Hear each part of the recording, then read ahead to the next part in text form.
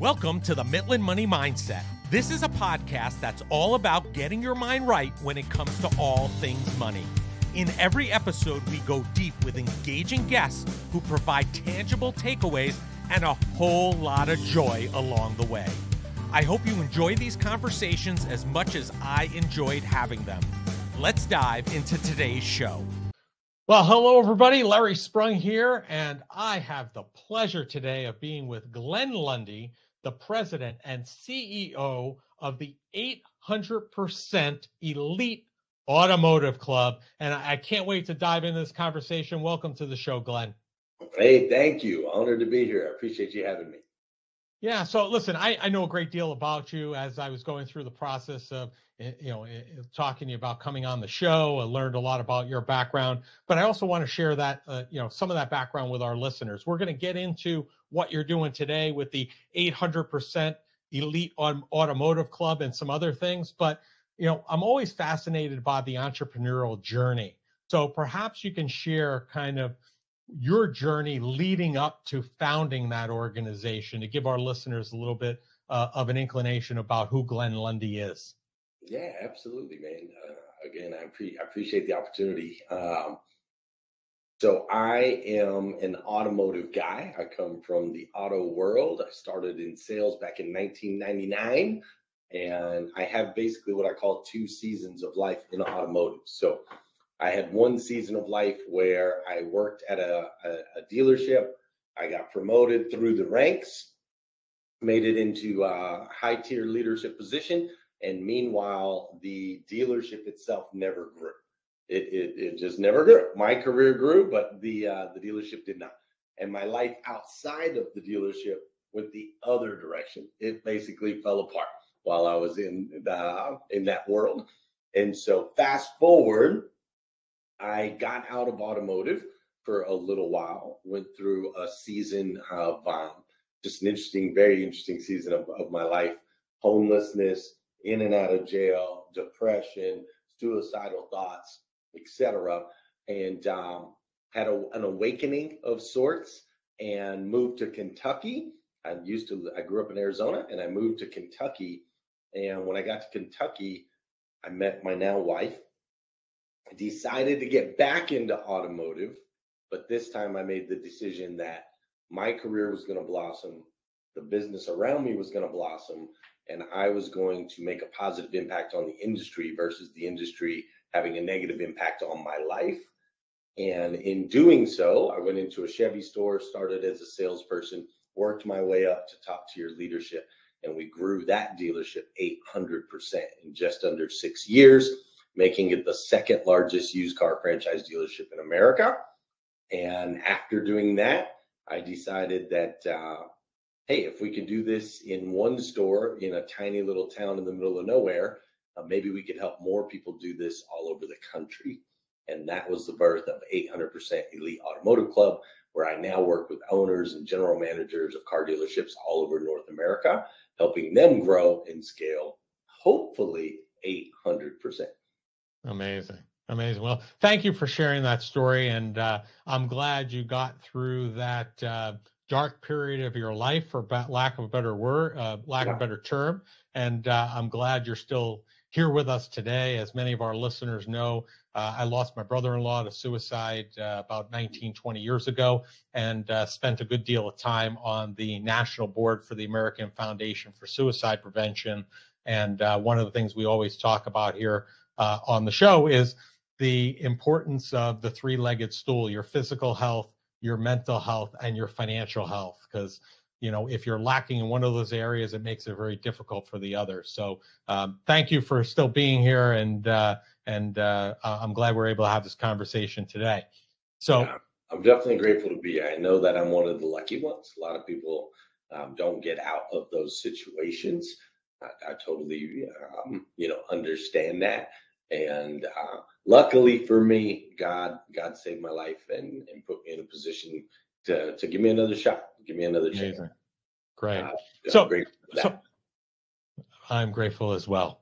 So from car salesman to successful entrepreneur and keynote speaker, can you elaborate a little bit on that transformation? Because I don't know many people that would put that kind of path together and understand that. How do you resign yourself from going from, car salesman, successful entrepreneur, keynote speaker? Because that's quite the transformation. Yeah. So when I was in a leadership position at the dealership there in Paris, Kentucky, one of the keys to our success was I understood that we had to use social media in order to drive traffic, in order to recruit top talent. We were in such a small town that if we didn't utilize these tools, there was no way we were going to be able to grow and scale. And so I started to be the face of the dealership on social media and started to get very creative with how we deliver our marketing and tell our story of a dealership. In that process, I learned a lot of skills, a lot of speaking skills, a lot of, how to be on camera, the different things, the different hooks and styles, and how to be entertaining and fun, and so on and so forth. Fast forward, Colin Kaepernick took a knee and the world went bonkers. Do you remember that? Yes, I do. Yes, I do. Colin Kaepernick took a knee, the world went bonkers. And I spent the next probably year, every time I was on social media, I was frustrated because there was so much division and so much hate and people just attacking each other. It really started to bother me. And at some point in my life, I learned that if something really bothers you, it might just be God calling you to do something about it, right? And so fast forward, I was like, well, what can I do? I can't make people stop hating. I can't control other people's actions. I can't get negativity off of social media. That's not going to happen. Right. So what can I do? And I determined that the one thing I could do is I could create a safe space online where there would be no politics, no division, no hate, no anger, none of that. And I started going live at 5:30 a.m. Monday through Friday with motivation, education, inspiration. That's it. And I started going live in my utility closet of my house because that was the only place my wife would let me, so I didn't wake up anybody else at 5:30 in the morning. And fast forward, the show blew up. We created a community around it. We were able to, over time, raise over $1 million for different charitable organizations through the show. It got me booked on stages to start doing the speaking thing, so on and so forth. And so I was still working in the dealership. I was doing the show in the morning, and then the show became kind of more of purpose work. And as I started to make a transition, I realized, hey, if we can get a different situation in automotive where we can still help dealers, but not necessarily be locked into the schedule that it takes to successfully operate a dealership, we can maybe do some more of this impact work, right? Call it ministry. We can do more of this impact work and still do what we love in the automotive space. And so that's what kind of created the opportunity is the social media side. Got me a little bit of got me into some doors and created some opportunities for me. And then my experience in automotive brought me in as a professional and as a successful person who had some receipts. And so you put those two together, and next thing you know, you're speaking on stages all over the world. Yeah. And you're talking about the show you're referring to is the Rise and Grind, correct? That's correct. Yep. Rise and Grind. So that was really the impetus that allowed you to really make that transformation from car salesman to successful entrepreneur to keynote speaker. That was really it. Yeah, absolutely. Having an audience, having a community.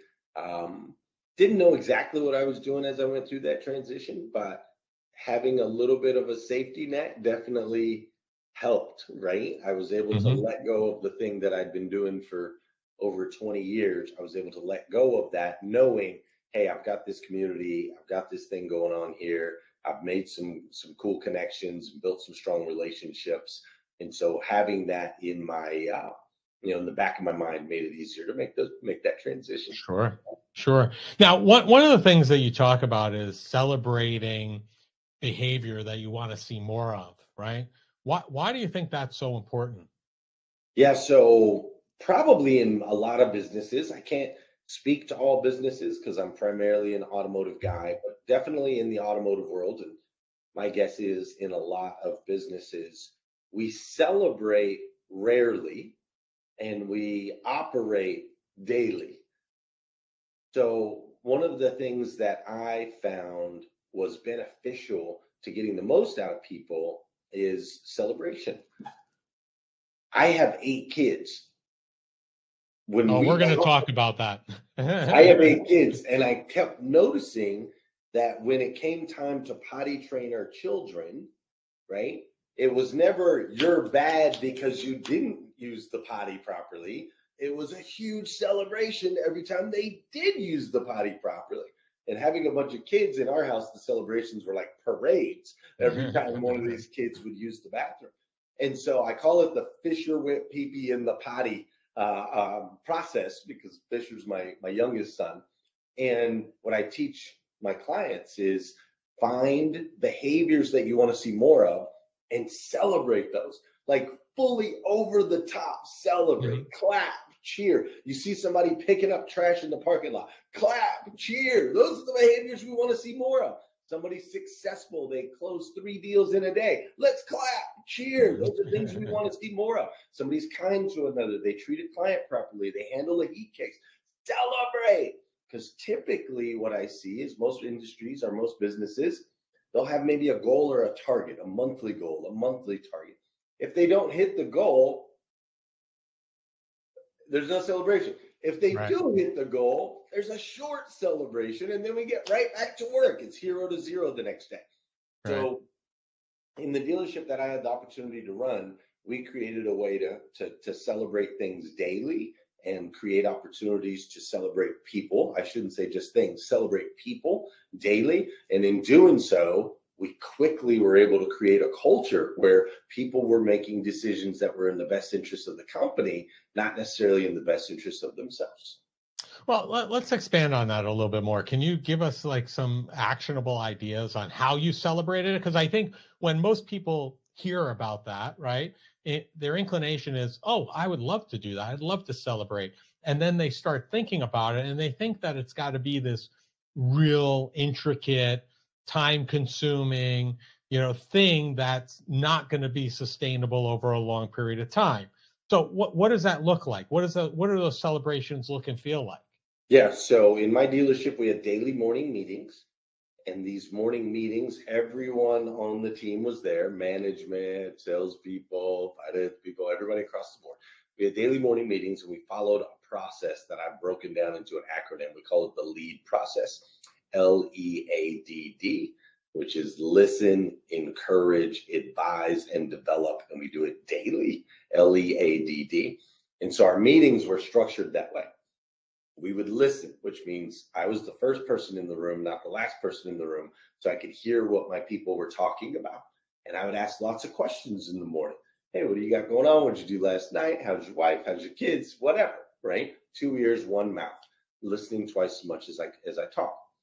Then we would go into the E, which is the encourage portion of the meeting. So every meeting started with us celebrating behaviors we wanted to see more of. For example, somebody got a good Google review. Larry gets a good Google review. I put the Google review up on the screen and I read it, right? Mm-hmm. Larry did this, Larry did that, Larry did this, Larry did that. Then the whole team claps and cheers. Way to go, Larry! Let's go! That's what I'm talking about, right? And it creates this energy of celebration. Then I put up another Google review. Anna did this, so on and so forth did this. Then I might say, hey, everybody look at John. John's over there in the corner. He's only been with us 2 months. He had his first 2-car day yesterday. Let's celebrate John. And we celebrate John, right? Maybe Mickey went out of their way to a customer ran out of gas. And Mickey went out of the way to put gas in that customer's car and make sure they got to the birthday party they needed to get to. Let's celebrate Mickey. Way to go, Mickey. And so we're just celebrating these things collectively. And what ends up happening is not only does that person feel encouraged, their chest puffs out, but now we have people in the organization that are going, I want you to celebrate me. I want to be Mhm. that. I want to be the person standing in front with the good Google review. I want to be the person who took the gas tank down the street. Like they want to become that person that gets celebrated by us doing that in a forum like that. So it's not a big deal. It doesn't cost you any money. It's a few minutes every single morning. They learn to expect it and then they strive to be a part of That's great. Thank you for sharing that. I think it. Yeah. that's hugely impactful, for sure. So one of the things I know you're very passionate about is gratitude and goals. I'm sorry, and you're so passionate that gratitude and goals are the same thing. Can you share with us what you mean by that? Yeah, so I believe in morning routines. I think morning routines are one of the most crucial and important aspects of success. And your morning routine needs to tap into mind, body, and spirit. And part of that is a process of gratitude and goals. So I have a 5-step process: no phone first thing, or sorry, no snooze button, no phone first thing in the morning, gratitude and goals, take care of the physical, send out an encouraging message. Those are the 5 steps. And the reason we put gratitude and goals on one step, not separate steps, is because I did some research and I found a shocking statistic that 89% of adults know that they should write their goals, but yet less than 10% actually do. Right. So I started looking at that. I said, why is that? If they know they should, but they don't, what is behind that? And I started looking at it. Writing your goals by itself can actually be a very negative experience. I wish I had more money. I wish I had a bigger house. I wish I was better looking, right? All of these things can create a negative experience. Well, who wants to do that, Right. right? Whereas if we start with gratitude, I'm thankful that I have a roof over my head. I'm thankful that my bills are paid. I'm thankful that I woke up today because 77,000 other people did. And I want to make more money, have a bigger house, and be better looking. Now it's a positive experience. The gratitude is actually the fuel, the jet fuel that turns the goal into something positive and meaningful versus having that goal be something deprecating that makes you feel less than. So gratitude and goals together now creates an environment that we want to be a part of, whereas goals by themselves is something many people try to avoid. Yeah, makes a lot of sense for sure. Makes a lot of sense. So one of the things I know in an area, because of your social media background, and that's kind of what launched you through the show Rise and Grind, launched you into the position you are today. You have some very specific thoughts around AI, which is, I think, something that when you talk about online presence and anything technology wise, AI comes up. And one of the things I've seen you share is using the prompt, the 3 words, act as if, and you say that these are 3 words that people should put before an AI prompt. Why do you say that, and how will this transform the way that we or business owners use AI and the results that they get? Yeah, so a long time ago, a great mentor of mine, he said, "You don't know what you don't know." I said, "Well, yeah, of course I don't know what I don't know, right? I don't know what I don't know." He said, "That's probably," he put it like this. He said, "You'll remember this for the rest of your life, and it might be the biggest piece of wisdom you ever received." And at the time, I'm like, what the heck is this nutcase talking about? But fast forward, you don't know what you don't know. When you go to use an AI like a chat GPT, Hmm. if you are only bringing to it your thoughts, your ideas, your questions, then ultimately you're leaving this whole world, this space that you have no idea anything about because you don't know what you don't know. So you don't even know what to ask it to get an actual response. So what I do and what I learn and what I teach people to do is instead of saying, um, "Hey, this is my fitness routine. Can you help me put together a 2 week, plan or whatever?" Instead of doing that, I say, "Act as my fitness trainer and ask me the questions you need to know to do your job properly." So now the AI will actually ask me questions I never even thought to give it the information. It'll ask me maybe my dietary habits. It'll ask me about my background in health. It'll ask me how physical I have been over the last so many years. It'll ask me what my targets and goals are. It'll ask these tremendous questions that allow it to now curate something very specifically for me.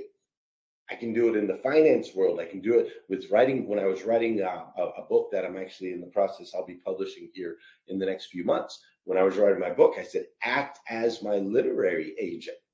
What are some of the aspects I need to make sure to include in my cover creation, in my design, and in my layout to make a book successful? Ask me the questions you need to know. So then it says, hey, what's the book about? What's the genre? Who's it for? Are you planning on doing it this way or this way, etc.? All these things I don't know anything about because I've never published a book before. Right. So now here it is, acting as my literary agent and guiding me moving forward. So yeah, those words, act as if, and allowing the AI to now become the professional and ask you questions versus you asking it questions, takes AI to a whole nother level. It's incredible. Well, that's amazing. I've never heard that that concept before. It sounds extremely interesting and makes a lot of sense in terms of, like you said, most people have no idea what you ask or what's an appropriate or good question to ask to get the end result you want. So you're like flipping the table on the technology and basically saying, hey, I don't know what I don't know, to your, Right. your point, tell me what you need to know to help me. And That's right. I think that's super, super impactful. And I'm going to certainly be giving that a try in the near term here because It's awesome, man. Sometimes I'll put in there, like if I'm getting ready to meet someone, right? Say I'm getting ready to meet someone of heavy influence. I'm getting ready to meet someone super successful. I'll put in there, I'll put act as if, right? Act as if you were my casting director and I'm being cast for a position where I'm going to interview Larry Blank, right? So what questions should I ask Larry to make me better in my role? And it'll ask me the questions to get more clarification about what's going on, and then it'll tell me what questions to ask, which I never would have thought to ask, and creates these deep, meaningful, like when I do an interview or whatnot, creates these deep, meaningful conversations on information I never knew. Yeah, boy, man, things are changing quick. Yes, they Things are changing quick. So, are. one of the things that I've loved about hosting this show is getting to hear so many, amazing stories about how people have crafted their paths. And, it's always like, when we're talking about their path, well, it wasn't a straight one, it was a windy one. A lot of, the entrepreneurial journey seems to take a lot of, left turns, right turns. It's never, a straight path. So for you, what made you make the change and the leap from, being the car salesman? I understand how the, Rise and Grind show really fueled a lot of your exposure, right? But what really fueled you to now say, you know what, I'm going to now take this and use it as a blueprint to help other dealerships, help other car salesmen do what I was successful doing at this 800% growth, and found, and now what I'm going to do is I'm going to found the 800% Elite Automotive Club and help others kind of follow the same blueprint. How do you get to that point? What was the driver there for you? Larry, it's interesting. Right now, as we have this interview, you see me, I see you. It looks like we're having a one-on-one interview, but the reality is, with me sitting in this chair is so many different mentors, coaches, motivational speakers, books that I've read, concepts, ideas. They all resonate within me. They're all with me in this moment. And so, as I think back through that transition, it was a combination of all of those things.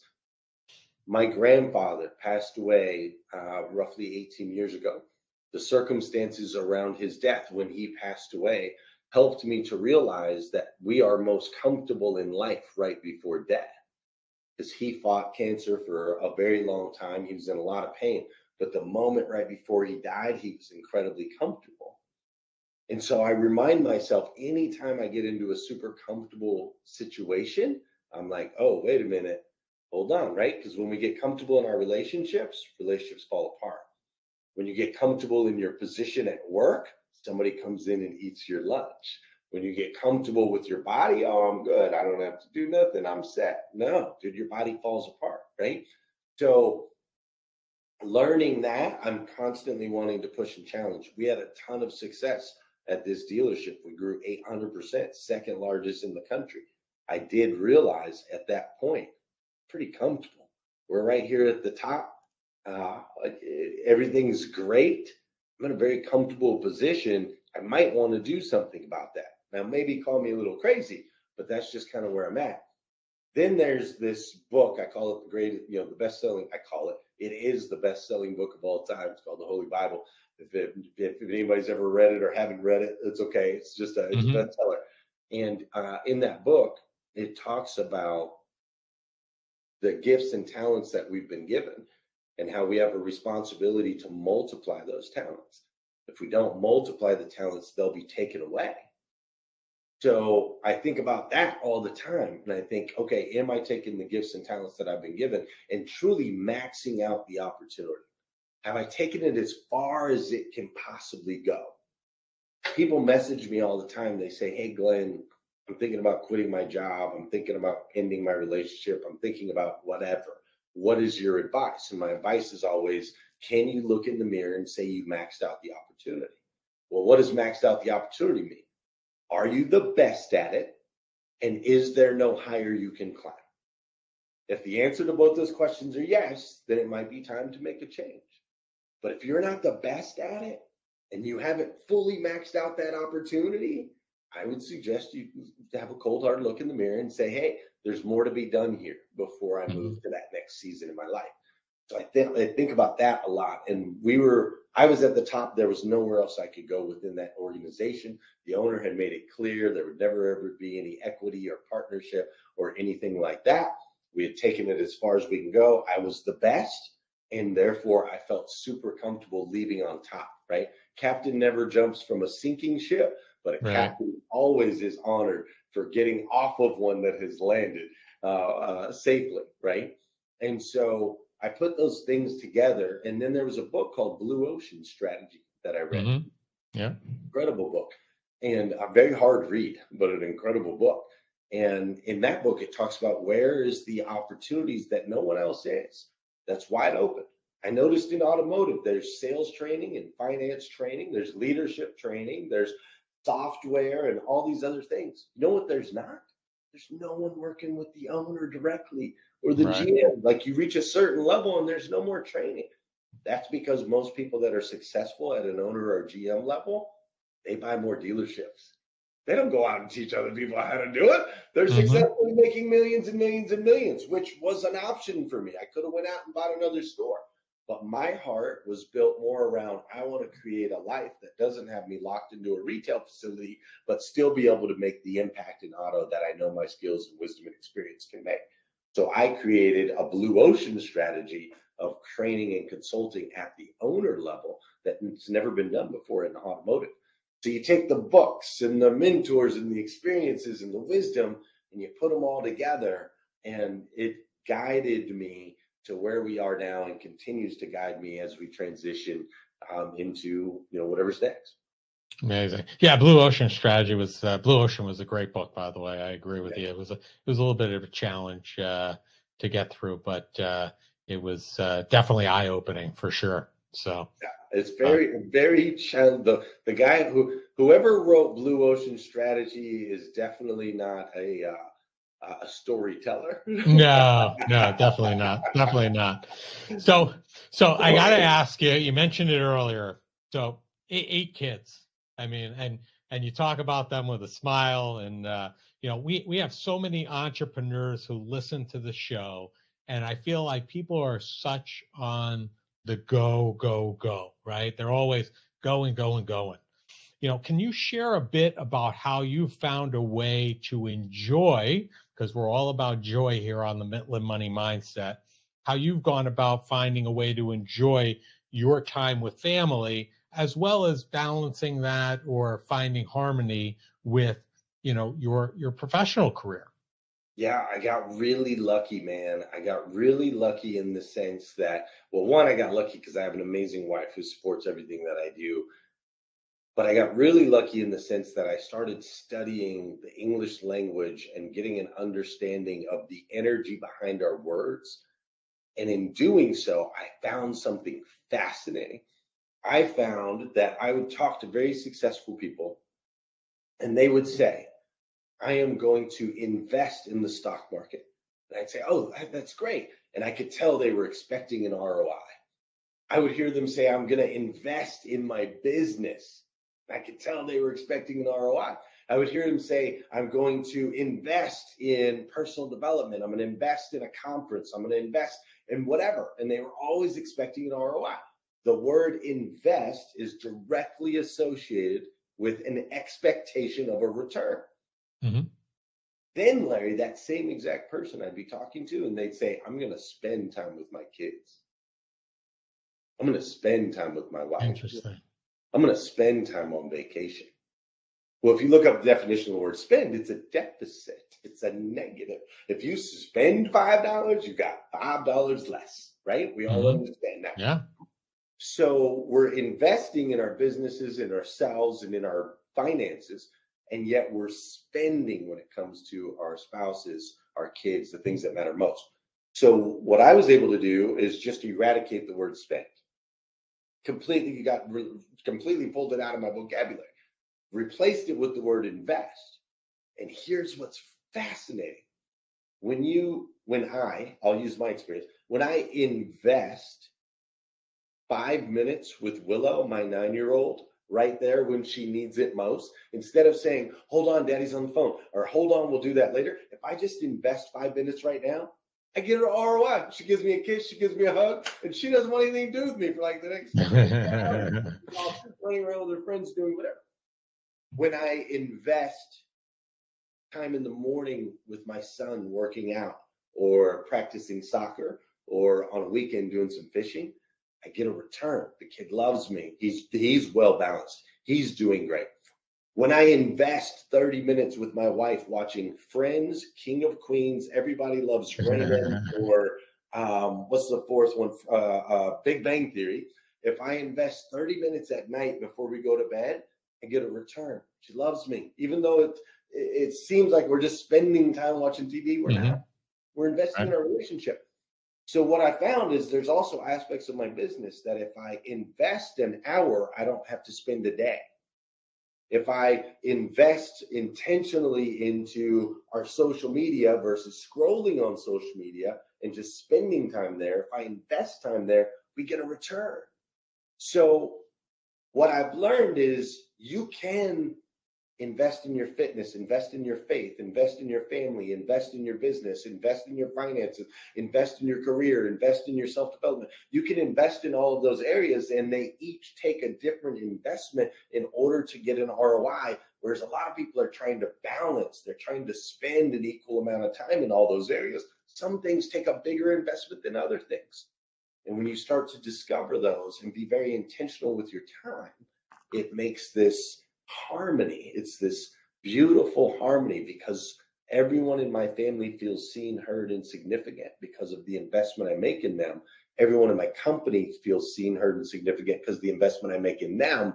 And my clients feel significant because of the investment I make in them. And all of them are getting an ROI. Such great perspective, and I appreciate that. Thank you for sharing that. It's definitely going to change my vocabulary a little bit as well. So thanks again. So listen, it's been a pleasure having you on, and we end each of our shows by asking each of our guests the same question, because like I said, we are about joy. It's the Midland Money Mindset, and that is, what did you do today that brought you joy and put you in the right mindset for success? So the thing that I did today that brought me joy and continues to bring me joy and set me up for success is I woke up and didn't hit the snooze button. I didn't touch my phone first thing this morning. I wrote down my gratitude and my goals. I took care of myself physically, and I sent out an encouraging message by doing a 30-minute episode of my show this morning that went out to however many people. bringing them motivation, education, and inspirations. Powerful morning routine. That is the key for me. Today, tomorrow, last week, and next week. I don't hit the snooze either, but I also Great. don't set an alarm. So my Awesome. body wakes up at the same time every day. It's kind of crazy, but That's beautiful, man. That's awesome. it's awesome. Yeah, yeah. I don't like the days that I have to. There are days I have to set an alarm because I want to make sure. But I don't like those days so much. I'd rather not have the alarm go off. Understood. So Glenn, we're going to have all of your information in the show notes, but if people want to learn more about you, connect with you, learn more about the 800% Elite Automotive Club, what's the easiest and the best place for them to do that?